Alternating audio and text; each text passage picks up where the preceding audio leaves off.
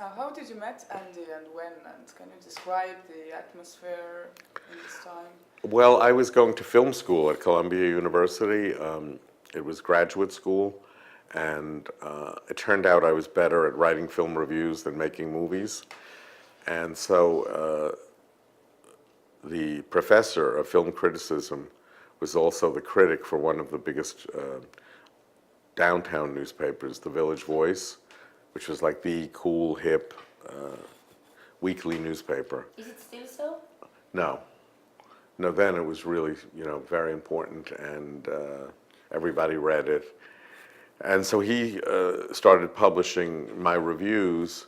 Well, he published several students. We had to review one film a week for homework. And apparently Andy Warhol and Paul Morrissey, who directed his films, read my reviews, and they had this guy call me who was editor of Interview. They had just started the magazine in 1969, and this was 1970. And they got my number from the school or from the Village Voice, and I got this phone call saying that Andy Warhol wanted to meet me and wanted me to write for his magazine. I didn't even know about the magazine. Very few people did. And so the next day I went to the factory, and I met the editor. He was named Sorin Ingenue. He was very weird. And he took me, the Interview had a little office on the 10th floor of this building, 33 Union Square West. And the factory was on the 6th floor. So I went and met him on the 10th floor. Then we took the elevator to the 6th floor, and we got out, and there was like a little vestibule, a little hall made out of sheetrock. And there was a steel door with a little window. Andy had been shot 2 years earlier in 1968 by this crazy woman, Valerie Solanas. So this was their sort of security system. There was a camera. And then you look through the window, and there was Andy sitting at this Art Deco desk eating vegetable purees because he couldn't eat solid food for a few years after the shooting. His stomach, whole system was so cut up. And so he buzzed us in, and Soren said, "Oh, this is Bob Colacello, the writer whose reviews you liked." And he said, "Oh, gee, oh yeah, you're really a good writer. You should write for us. Oh, would you like some lunch?" And I was like, "Oh my God, I can't believe Andy Warhol's offering me lunch." Because for me, there was like Mick Jagger, William Burroughs, who wrote Naked Lunch. I mean, Andy Warhol. He was part of Godard, the French filmmaker. Like a lot of my generation, we were kind of rebels, and it was the whole sex, drugs, and rock and roll revolution of the 60s. And so I kind of worshiped these avant-garde figures. And Andy was one of them. I'd seen Chelsea Girls, his epic film, 3.5-hour film made at the Chelsea Hotel. I'd seen it about 5 times in Washington, D.C. Before Columbia, I went to Georgetown Foreign Service School, but I decided I didn't want to be a diplomat anymore. I wanted to be a filmmaker. And so that's how I met him. And I started writing reviews for the magazine, and every time I'd go to hand in a review, Soren would say, "Oh, you should go down to the 6th floor. Andy said you should always stop by and say hello." And this was 3 or 4 times maybe. One time he took me to Lincoln Center to the film festival. Like I said, he would just invite you along. And then, I don't know, I went one day and the Interview office was all locked up. And so I went down to the 6th floor and I said, "Andy, what happened? Where's the editor? Where's Soren?" He said, "Oh, you have to talk to Paul Morrissey. He needs to talk to you." So I went to Paul, and Paul said, "Oh, we had to fire Soren. He wasn't really any good, and we think you should be the new editor." And I was like, "Me? I mean, I'm at school. I don't know how to edit a magazine." Paul said, "Oh, it's really easy. It's really easy." And the next thing I knew, I was editor of Andy Warhol's magazine. How was that? Well, it was crazy because I didn't know what I was doing, but Paul said that he and that Andy and Fred Hughes, who was Andy's business manager, and he were taking off for Venice the next day for the Venice Film Festival. I said, "You mean you're all leaving? Who's going to tell me what to do?" And he said, "Oh, just." He said, it's easy. You go to this hippie magazine, Other Scenes, and you do the layouts with them. They have everything there. And then you go to Chinatown. Here's the address of the printer, and they'll print the magazine. We only printed 5,000 copies a month then, and it wasn't even monthly. It was every 2 months. It was really in its infancy. And so, and then he handed me an envelope full of Rita Hayworth movie stills, publicity photographs from the 1940s and 50s, and said, just put one of these on every page. And I said, but I mean, most of the text is like reviews of European movies and underground movies, and what does Rita Hayworth have to do with that? He said, oh, just do that. So I was raised to follow, to respect my elders and do what I was told by the boss. And so that's what I did. And, there'd be a review of a Francois Truffaut movie and Rita Hayworth. And then the whole thing was bizarre, but I did it. And then they told me I had to bring a few hundred copies to Anthology Film Archives, which was like the center of underground film in New York. And it was run by a man called Jonas Mekas, who was the guru, the high priest of underground film. And he was from Czechoslovakia, and he was... Lithuania. Oh, Lithuania. I met Jonas him briefly. Mekas, he was from Central Europe. He was an emigre. He escaped during the World War II. And, very intellectual and very old world. And he looked through the magazine, from beginning to end, and then he said to me, "You are a genius.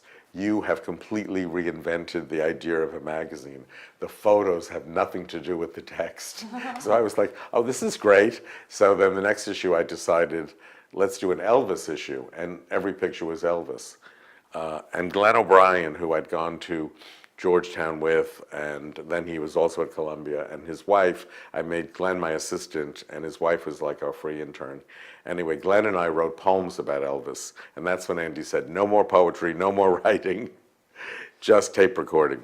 So, but it was fun because it was all new, and and Andy, if you were working a little late, he would say, oh, want to go to a party with me? And it would be like Mick Jagger's birthday party, or we'd be having dinner with Truman Capote. And then Fred Hughes realized I was really good with people. I could talk to anybody. So he said to Andy, we really should take Bob with us to Paris and Rome, and he can help us sell art. And so, suddenly I'm meeting the Rothschilds and the Agnellis and all these very fancy people. And, it kind of like went to my head, I have to say. And but every day at the factory, Governor Rockefeller might show up, or 3 drag queens might show up, or they might show up at the same time, and we'd all have lunch together. The Chinese ambassador, the Iranian ambassador, Iman, Beverly Johnson, all these famous models, Cheryl Tiegs, Peter Beer, the photographer, Scavullo, another great photographer.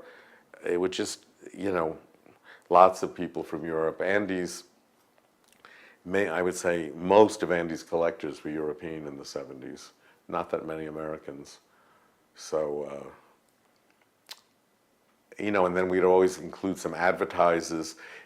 It was very organic, like the way we sold art and the way we sold the advertising. It was all done socially and mixing people who we really weren't clients, but were fun, or glamorous with the clients, so the clients didn't feel like they were there to be sold anything, It just, as I said, Andy was a genius at marketing. I learned so much from him. How could you describe him as a person? Well, there were 2 Andys. There was the public Andy, there was the image that he cultivated starting really in the 1960s. with the white wig and the black leather jacket, although by the 70s he was wearing more like suit jackets, and jeans and boots. I mean, that was the Andy who was like the pop artist who played very dumb. Oh, gee, I don't know why I painted Mao. Bob, why did I paint Mao Zedong? You know, or Bridget, oh, Bridget can, I think Bridget knows more than I know, you know, and that was the outdoors Andy. The indoors Andy, I mean, when you traveled with him, we'd have like a lot of time between appointments sitting around his hotel suite. And that's when Andy would like really open up and be rather sad in a lot of ways. I think Andy wanted to be beautiful more than anything. His favorite word was beauty. He's a beauty, she's a beauty. And, you know, he wasn't that beautiful. And he was sad and lonely. On the other hand, you know, he could be very funny, and he was driven to be famous. He was driven to make money. He definitely wanted to be the Picasso of his time. When we met Paloma Picasso, the daughter of Pablo Picasso, he was like, how many paintings a day did your father do? Oh, how long did it take him? Oh, but, you know, he was complicated in a way because he was, he could be really cruel and voyeuristic and even vampirish, you know, in like sort of sucking everything out of the people around him. On the other hand, he could be really sweet and like, you know, try to give me a dog for Christmas so I wouldn't stay out so late every night. And like you felt like Andy cared about you sometimes, and then other times you felt like you were just there to do everything for him and give him everything that was yours. Creatively, I'm speaking of. I mean, you know, he was a nice guy who really wasn't so nice. I don't know how to put it. I miss Andy, you know, what I miss about Andy is like shopping with Andy or going to parties with Andy, because he always would have the funniest comments after we left the party in the taxi, like going uptown, let's say, and he just was like a little child who saw everything that was like wrong with the picture, you know. But I don't miss working for him because, you know, I was doing about 10 different jobs. I was editor of Interview, I was taking pictures, I was writing a column, taking pictures for my column, ghostwriting Andy's books, selling Andy's art, helping with the video projects, organizing the social life of the factory. Towards the end, I mean, Fred Hughes was drinking a lot and taking a lot of drugs. Not that I was a saint, but he was like really out of control and not functioning. So that became completely my area. The social life, which is a lot of work to organize. And I remember after I quit, Bridget Berlin called me about a year, you know, she was calling me all the time. But about a year later, she said to me, Bob, not one fancy lady from uptown has been for lunch since you left. And those were the women, of course, who would have their portraits done. So, and I know Andy missed me. I mean, he would say to friends, I don't know why Bob left. We miss him so much. I mean, and tell him we miss him. But when did you leave? I left in early 1983. I mean, I was 35. It was time to go. I had some investors who wanted to buy part of Interview for a lot of money on the condition that I was given some ownership.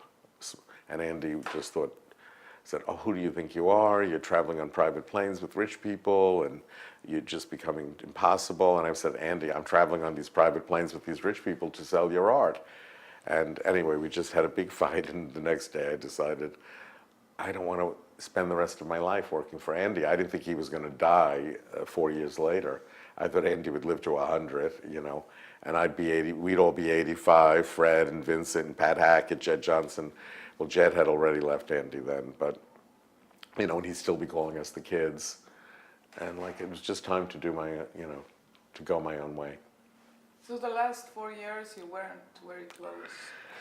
Well, you know, we saw each other because we had a lot of mutual friends, and but no, I wasn't, you know, going to work every day at the factory, and I wasn't going out almost every night with Andy to 6 different parties. But, you know, when I'd see him, I remember one of the first times I saw him, Estee Lauder, you know, who was the most important cosmetics industry queen, and who was like the single largest advertiser for Condé Nast magazines. She asked me to go to a party at Bloomingdale's department store with her, and I was working for Vanity Fair then. And well, maybe I don't even think I started Vanity Fair. It was just maybe even a few weeks after I left, and we took the escalator up to the second floor where the party was, and there was Andy right at the head of the escalator. And he said, "Oh, hi, Bob." And I said, "Oh, hi, Andy." And, "Hi, Esty. Hi, Andy." And then Andy sort of whispered to me, "Are you Esty's date?" I said, "Yes." He said, "Can you ask her for some ads?" And I said, "Andy, I don't work for you anymore."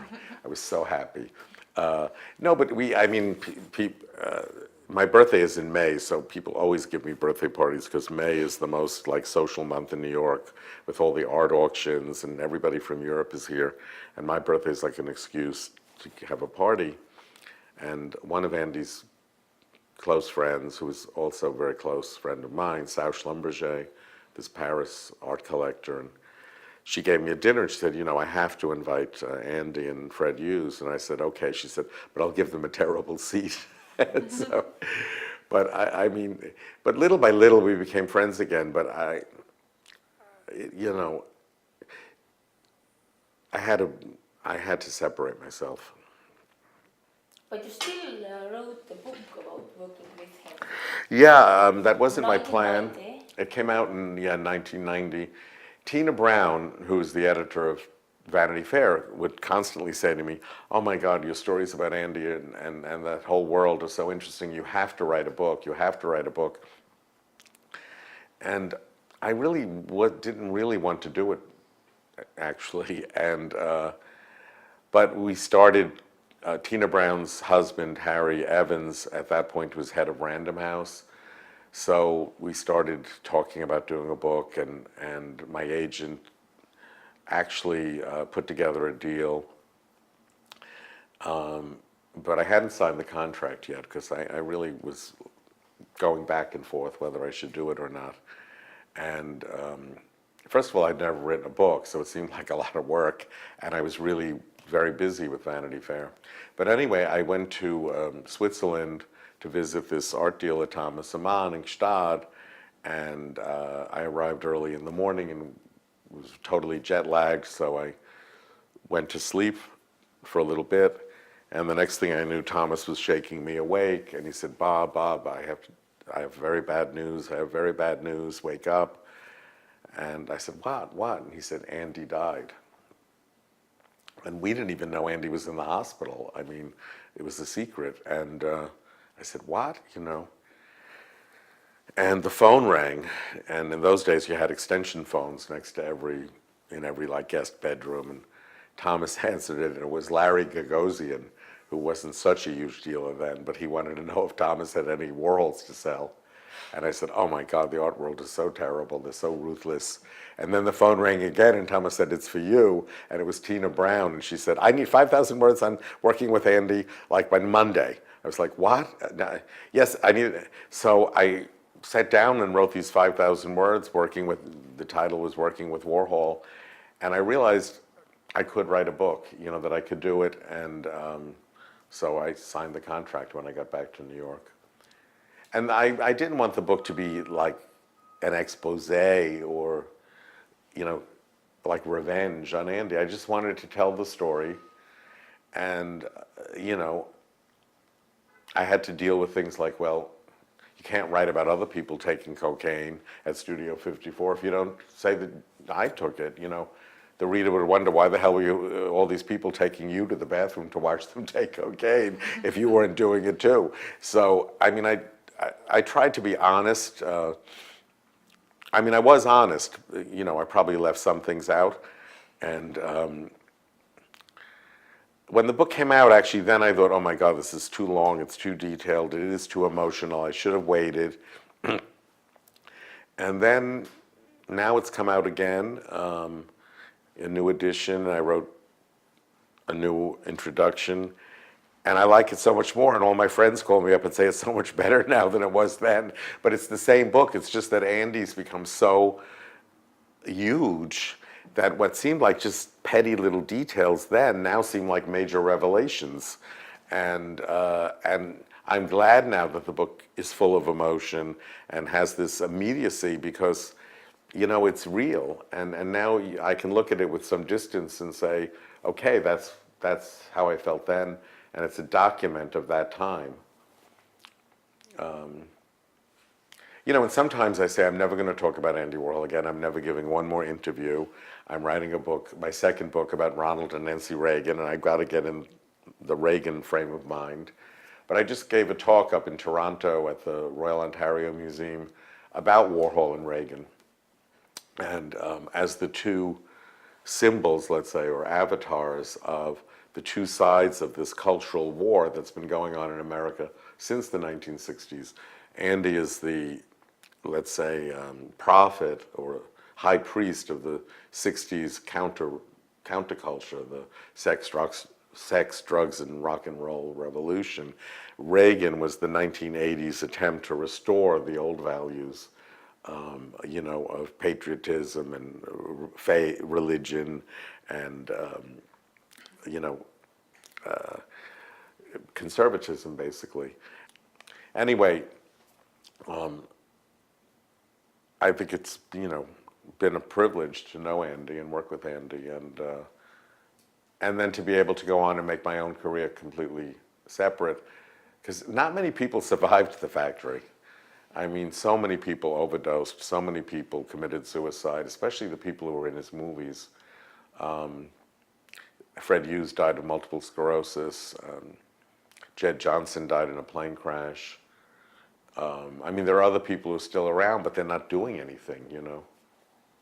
So I consider myself lucky. How did the movies actually were born? They were like performances? Well, the films, I mean, I wasn't there when they started, but that's the way Andy one day got a movie camera and said, if everybody's making these underground movies, I can make them too. And his first movie, he just got Taylor Mead, this friend who was a poet and not really an actor, and they got in a car and drove to LA, and they made this movie about Tarzan and Jane Revisited.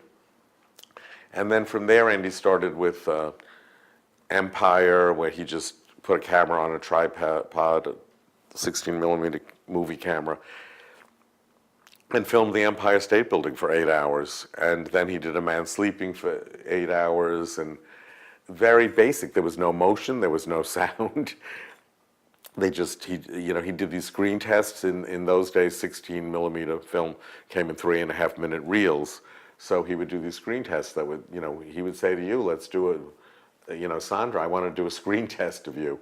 And he would just put you on a chair, the camera would be on a tripod, he'd put the 3.5 minute reel in, and he would walk away. And you would just go through, some people just stared, other people went, you know, that was the screen test. And then he added sound, then scripts, then editing.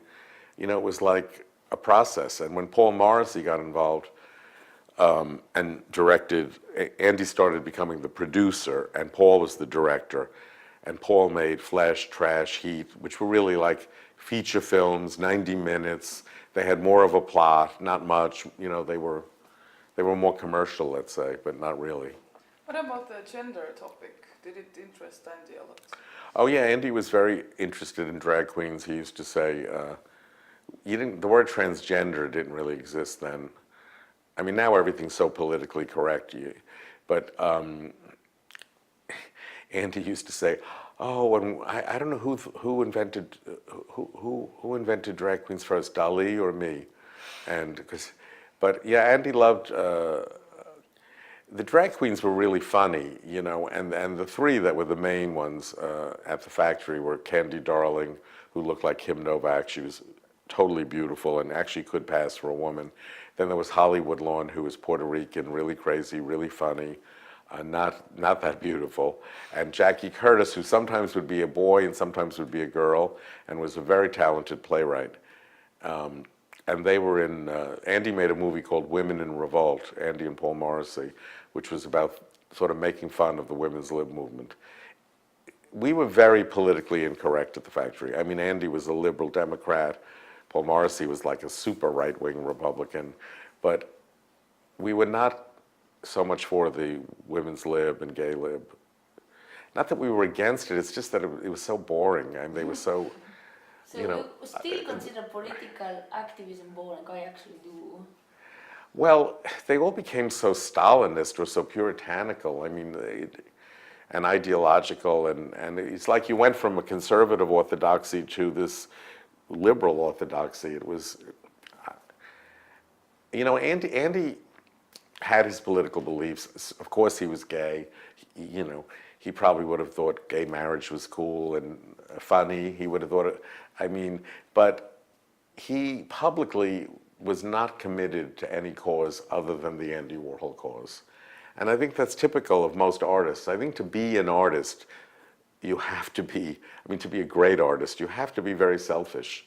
What is genius but having a unique point of view, doing something completely new and different? Well, you're not able to do that if you're like involved in all these causes and you really care that much about what other people think. You know, just the fact that you're an artist is already an act of selfishness, deciding to be an artist or to be an artist of any kind, whether it's a filmmaker, a novelist, even a fashion designer, a photographer. So, I mean, I think Andy, in that regard, was typical of not really, you know, in interviews, wanting to commit to anything other than, he stuck with his image, and his image was, you know, not to really even know so much about politics. You know, he pretended he didn't read. Of course, as soon as you got on a plane, he was reading the New York Times from cover to cover. He loved to read biographies, especially Hollywood biographies, but he would tell people he didn't, you know, he couldn't read. I mean, so. Why his works were so important, his artworks? Well, I think they were important because, one, they were very much about the time he lived in. I think they were, he also had a knack or also had an ability to create art that on the surface was very easy to understand. People, the average person could look at a painting of Campbell Soup or Marilyn Monroe or Elvis Presley or the electric chair or a car crash and relate to that because these were popular images. But at the same time, he was able to make these same works have a whole layer of meanings so that all the intellectual art critics and curators could also get into them. And they're beautiful. I mean, Andy was called the Matisse of acrylics by John Russell, a major English art critic. I mean, they're beautiful objects too, which I think is part of what art should be. And then I think because he did films, he did videos, he had a magazine, he was everywhere, his life, his persona became a form of art too, which is very modern, very much part of what the late 20th century and now the 21st century is about, is people make themselves into art, you know, with Instagram and all of it. So as you said, I mean, I think, you know, his art was kind of, and he himself was so future directed, without really knowing what he was doing. He just had this instinctual feeling for where we were going as a culture. I also think this is a personal theory of mine, but I've discussed it at panel discussions and things, and people end up saying, you know, that's interesting. Andy was not a Roman Catholic. He was brought up as Eastern Rite Catholic, Byzantine Catholic. He was from Ruthenia, Far Eastern Slovakia, and although it was part of the Austro-Hungarian Empire, the religion was more like Russian Orthodox. And so the Habsburgs made a deal with the bishops there in the 16th century that as long as the bishops recognized Rome, recognized the Pope, they could keep the Eastern Rite Mass in Old Slavonic. In other words, exactly like Russian Orthodox. And so when you went to if you go to the church in Pittsburgh, where Andy's mother took him for 3 masses on Sunday and Saturday night vespers, it's like a Greek Orthodox or Russian Orthodox church with the iconostasis, the screen of the saints, very flat, gold leaf backgrounds, all touching each other, just like Andy's portraits. And I think in a way, Andy was making real icons in that Byzantine sense of the word, and that he was making sort of religious paintings for a secular culture. I think, we worship Marilyn, we worship Elvis. People have visions of Elvis Presley in parking lots at malls. People worship the hammer and sickle, Mao Zedong, the dollar sign. There was the imagery of Andy, I think, is almost religious but religious for our time, where people don't believe in God so much, but they believe in fame, they believe in famous people, they believe in these symbols. Yeah, the pattern is the same. You need to believe in something. Well, I think people always need to believe in something. I think art has become the new religion for the elite. I mean, people, kind of worship and have meditative and contemplative experiences looking at their Jasper Johns or Robert Ryman's or Cy Twombly's. I mean, abstract art especially, I think people can read everything they want into it, and it becomes a substitute for religion.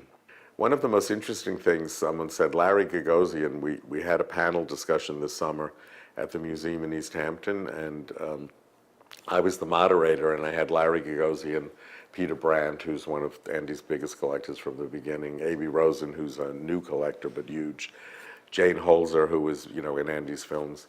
And Larry Gagosian said this really interesting thing. He said when he has an Andy Warhol exhibition at one of his galleries, it feels like the opening feels like a party for a living artist. That because there's so many young people, because the work is still so fresh, he said it's almost like he thinks Andy's going to walk in the door any minute. It's not the same as when he has an exhibition for, Picasso or something. Maybe this is something like universal art. Maybe this happens like forever, even in 100 years when you make Andy Warhol's exhibition. There is something universal about it, or something global. I mean, the fact that you're here from Estonia, and there's been exhibitions of Andy's work in Kazakhstan and Uruguay and, pretty much everywhere. Understand it. And people, they always draw huge crowds.